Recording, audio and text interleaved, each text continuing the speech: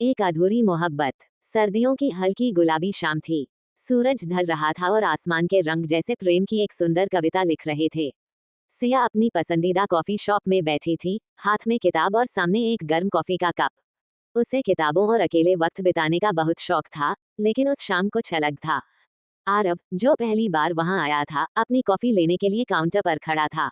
उसने जैसे ही मुड़कर देखा, उसकी नजर सिया पर पड़ी। किताबों में डूबी वो लड़की, जो कभी अपने बालों को कान के पीछे कर रही थी, तो कभी कॉफी का हल्का सा घूंट ले रही थी। आरव की निगाहें उस पर टिक गईं। वो हिम्मत जुटाकर उसके पास पहुंचा और मुस्कुराते हुए पूछा, क्या मैं यहाँ बैठ सकता हूँ? सिया ने नजर उठाए, हल्की मुस्कान दी और कहा, हाँ, क्यों नहीं। धीरे धीरे बातें होने लगी। सिया को आरव का बात करने का अंदाज अच्छा लगा और आरव को सिया की किताबों के प्रति दीवानगी।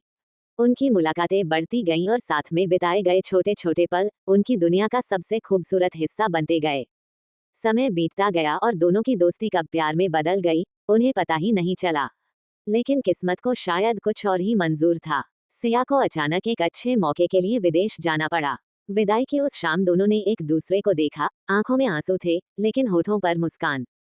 क्या हम फिर मिलेंगे? सिया ने धीरे से पूछा। आरव ने उसका हाथ थामा और मुस्कुराते हुए कहा, अगर हमारी मोहब्बत सच्ची है, तो जरूर। सिया चली गई, लेकिन उसकी यादें आरव के दिल में हमेशा के लिए रह गईं। दोनों अलग हो गए, लेकिन उनकी प्रेम कहानी अधूरी रहकर भी पूरी थी। क्योंकि सच्चा प्यार कभी खत्म नहीं होता, वो सिर्फ समय की किताब में एक नया अध्याय जोड़ देता है।